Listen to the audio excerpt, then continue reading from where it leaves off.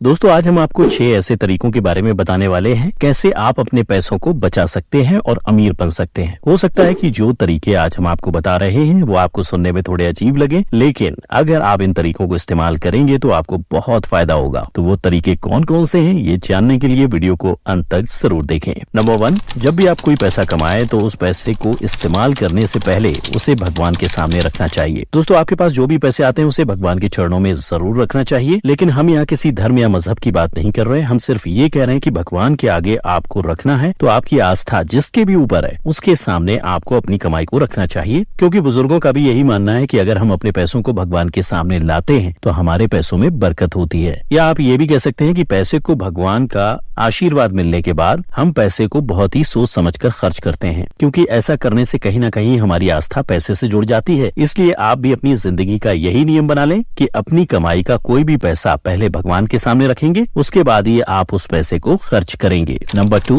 दान करें। दोस्तों ये तरीका ऐसा है कि सुनने में तो आपको अच्छा लग रहा होगा कि हम बात तो बचत की कर रहे हैं, लेकिन इस तरीके से तो खर्च होगा, लेकिन ऐसा नहीं है, क्योंकि जिस तरीके की हम बात कर रहे हैं वो तरीका सिख धर्म के अंदर पिछले 500 साल से भी ज्यादा से इस्तेमाल हो रहा है। इसलिए ये जो नियम है पूरी तरह से विश्वास योग्य है, क्योंकि आप खुद सोच कर देखो कि अगर आप किसी इंसान की भी मदद करते हो तो आपको खुशी होती है या नहीं? हमें यकीन है इसका जवाब हाँ में ही देंगे, क्योंकि जब भी हम किसी की मदद करते हैं तो सबको दिल से बहुत खुशी मिलती है। इसलिए जब आप अपनी कमाई का कुछ हिस्सा दान करने के लिए निकलते हैं और उस पैसे से किसी जरूरतमंद इंसान की मदद करते हैं या किसी स्कूल में छोटे बच्चों को जरूरत की चीज उनको देते हैं तो आपको दिल से बहुत खुशी मिलेगी, जो आपको अमीर बनने में बहुत मदद करेगी। क्योंकि लॉ ऑफ अट्रैक्शन का नियम भी यही कहता है कि अगर आप जहाँ पहुँचना चाहते हैं आपको उसका एहसास जगाना बहुत जरूरी है। मतलब अगर आपको अमीर बनना है तो आपको अमीर होने के एहसास में रहना है। तो जब आप किसी की मदद करते हो तो आप देने वाली स्थिति में होते हो, और देने वाला लेने वाले से हमेशा बड़ा होता है। इसलिए आपको इस एहसास में रहना बहुत जरूरी है, और अगर आप हर महीने इस एहसास को दोहराते हैं तो ये एहसास आपको अमीर बनाने में बहुत मदद करेगा। और वैसे भी अगर आप अपना समय और पैसा दान में देते हैं तो फ्यूचर में ये कई गुना बढ़कर आपको मिलता है। और ये बात सिर्फ हम नहीं बल्कि हर धार्मिक ग्रंथ कहता है। Number 3, no expense. दोस्तों ये बहुत जरूरी पॉइंट है। इसका मतलब यह है कि आपको अपने हफ्ते का एक दिन ऐसा रखना है जब आप तय करो कि उस दिन कोई खर्च नहीं करोगे। मतलब आप हफ्ते का कोई भी दिन सिलेक्ट कर सकते हो और उस दिन को आपको फिक्स करके रखना है कि उस दिन आप बिल्कुल भी पैसे खर्च नहीं करेंगे। इससे ये होगा कि आपका एक्सपेंस कहीं ना कहीं कम होगा। इसका मतलब ये भी नहीं कि आप अपने जरूरी खर्च भी ना करो, आप खर्च करो, क्योंकि आपका पैसा आपका ही है, लेकिन जो आप खरीदना चाहते हो अगले दिन खरीद सकते हो। इससे ये होगा कि आप कुछ एक्सपेंसेस से बच पाएंगे। हमारा मतलब उन खर्चों से है जो हम कई बार कर लेते हैं, मगर बाद में जो चीज हमने खरीदी होती है वो हमारे काम की नहीं होती, और बाद में हमें लगता है कि हमने उस चीज को खरीद कर गलती कर दी या हमने गलत चीज खरीद ली है। इसलिए अगर आप सच में अपने पैसे बचाना चाहते हैं तो फालतू के खर्चों से आपको बचना चाहिए। ऐसा करने से हफ्ते में एक दिन ना खर्च करने का फैसला आपको महीने में 4 दिन ज्यादा खर्च करने से बचाएगा, और हफ्ते में एक दिन ना खर्च करने का फैसला आपका बहुत सारे पैसे बचा सकता है। इसलिए जब आप ऐसा करने लगेंगे तब आपकी जिंदगी में काफी पैसे बचने लगेंगे और आप अपने बचे हुए पैसों को दूसरी जगह इन्वेस्ट कर सकते हैं जो फ्यूचर में आपके काम आए। नंबर 4, आप हमेशा कैश में ही चीजें खरीदें। ये सुनकर शायद आप सोच रहे होंगे कि आजकल तो डिजिटल का जमाना है और हम आपसे कैश में खरीदारी करने की बात कह रहे हैं, लेकिन ये बात गौर करने वाली है कि जब से लोग क्रेडिट कार्ड या ऑनलाइन ऐप से पे करने के तरीके को इस्तेमाल करने लगे हैं तब से उनके खर्चे बढ़े हैं, कम नहीं हुए।